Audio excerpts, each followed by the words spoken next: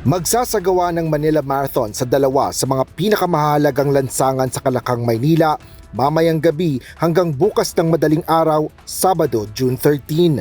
Ayon sa Metropolitan Manila Development Authority o MMDA, isa sa mga ruta na tatakbuhan ng mga participant ay ang kahabaan ng EDSA. Magsisimula ito sa Seaside Boulevard sa SM MOA hanggang SM North Avenue at pabalik. Habang ang isa pang ruta ay sa Rojas Boulevard mula sa SM MOA hanggang makarating ng Luneta at pabalik sa Pasay City. Paliwanag ni MMDA Chairman Romando Artes, magkakaroon ng segment road closures habang isinasagawa ang pagtakbo ng mga participant. Sa EDSA sa pagitan ng Jokno Boulevard at Buendia, ilalaan ang innermost lane para sa mga runner, habang ang outermost lane naman ay para sa mga pampasaherong bus. Ngunit sa pagitan ng North Avenue at Buendia, kasunod ng bus lane ay ang runner lane na gagamit ng dalawang lanes at buffer lane. Pansamantala namang hindi papayagan ang pagtawid at pagliko ng mga sasakyan sa ilang bahagi ng EDSA, partikular na sa kanto ng Macapagal, Rojas Boulevard at Taft Avenue. Isasara rin muna ang U-turn slot sa EDSA Harrison northbound at southbound, Tramo flyover at EDSA Magallanes flyover para sa mga motoristang galing o papunta sa Baclaran.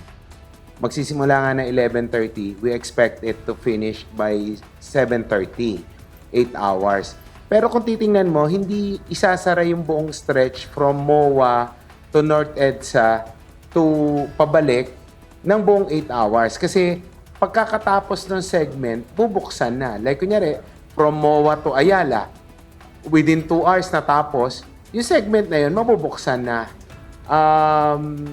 Meron naman silang i-deploy na, ano tawag nila, sweeper ba yun? Na truck na kasunod ng huling tumatakbo.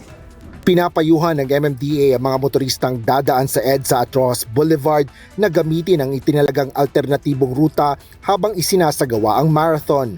Maaari pa ring makadaan ang mga sasakyan sa pamamagitan ng mga zipper lane at mga kalsadang itinalaga bilang detour routes. Magiging two-way din ang ilang bahagi ng mga kalsada upang mapadali ang pagpasok at paglabas ng mga sasakyan sa mga apektadong lugar. Pakiantabayanan na lang po yung announcement namin, particularly kung ano itong, again, to reiterate itong mga road closures at yung mga alternatibo pong ruta. Nakapost na po pala sa SOCMED po natin.